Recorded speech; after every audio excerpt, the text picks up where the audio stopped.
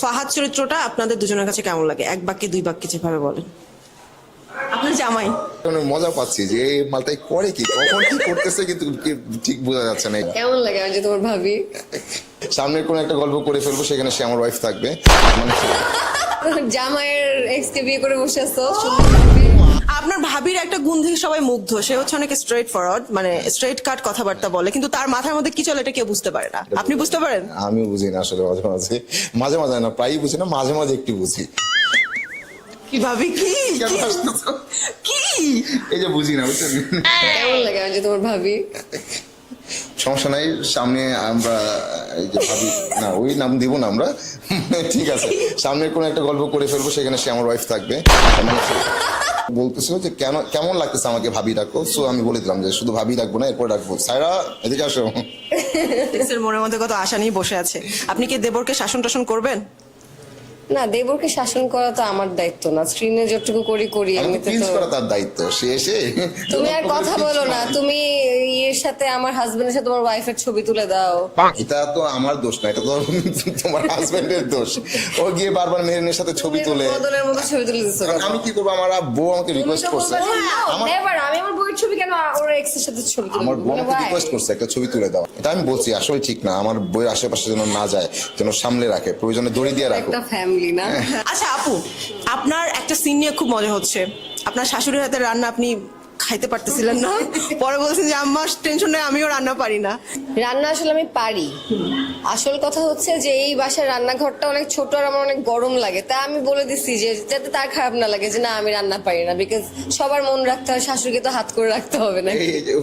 দুনিয়াটা সোজা হলো, তার জামাইটা এত সোজা না, খুবই কঠিন। কেমন যে আবার জামাইয়ের এক্স কে বিয়ে করে বসে আছো? আমি একটা মানুষকে হেল্প করছি, আমাকে বলছে হেল্প আচ্ছা হচ্ছে নাকি? আমরা কেন ঝগড়া করতেছি? আমার ক্ষেত্রে কিন্তু ব্যাপারটা এই না, আমি আমার ক্ষেত্রে ছিল মেয়েটাকে আমি বলছিলাম যে কোনো হেল্প লাগলে আমাকে যেন বলে। সে বলছে হেল্প করতে, আমি হেল্প করছি। এরপর সংসার করতেছে, সেখানে তো দায় দায়িত্ব চলে আসছে। সংসার করতে গিয়ে দায় দায়িত্ব চলে আসছে। আমি একটা বাউন্ডারি বিয়ে করে এটা আমি জীবনে দেখি। এত দায় দায়িত্ব বিয়ের পর চলে আসলো, সেটা তো এখন মানতে হবেই, মেনে নিচ্ছি। আচ্ছা, মেহেরিন যে খুব পার্টটার নেয়, সে খুব ভালো, সে অনেস্ট, এবং আপনার সাথে একটু পার্টটার নেয়, ব্যাপারটা কি আপনার হজম হয়? অন স্ক্রিনে তো ক্যারেক্টারের হজম হয় না অবশ্যই, বাট এমনিতে কেয়া পায়েল অনেক সুইট, ওকে আমার অবশ্যই হজম হয়। অফ স্ক্রিন আপনার আসলে কতটা ভালো বন্ধু? যে আমার মনে হয় যে এটা আমাদের এই গল্পতে সেটা প্রত্যেকটা মানুষই সবার সাথে একটু ফ্যামিলির মতো করেই থাকি না আমরা? সারাদিন দেখা যায় একসাথেই আছি। এটা আসলে পরিবার, আর পরিবার বলেই অন্যান্য পরিবারের কাছে এই পরিবারটাকে পরিবার মনে হচ্ছে। হ্যাঁ, আমাকেও মানে যেখানেই দেখছে হয় সায়রা বলে ডাকে বা ডাকে রাজকুমারী বৌমা, আমার খুব মজা লাগে। ফাহাদ চরিত্রটা আপনাদের দুজনের কাছে কেমন লাগে? এক বাক্যে দুই বাক্যে যেভাবে বলেন। আপনার জামাই আমার কাছে তো ফাহাদের চরিত্রটা এখন খুবই বিরক্তিকর লাগছে, কারণ হচ্ছে আমার হাজবেন্ড যদি আমি দেখি যে তার টেনশন অন্য জায়গায়, বা আমার যদি তাকে ট্রাস্ট করতে সমস্যা হয়, আমার জন্য এটা অবশ্যই একটা কষ্টের ব্যাপার। অ্যান্ড এখানে আমার মনে হয় যে এটা তো আমি আমার পয়েন্ট অফ ভিউ থেকে বললাম, বাট এইখানে আমাদের গল্পতে প্রত্যেকটা চরিত্ররই আলাদাভাবে কোনো একটা রিজন আছে, প্রত্যেকটা ক্যারেক্টারেরই মানে আলাদা এথিক্স আছে, তার ক্যারেক্টারটা ওরকম। আমার স্রেফ ভালো লাগতেছে তাকে দেখে এক ধরনের মজা পাচ্ছি।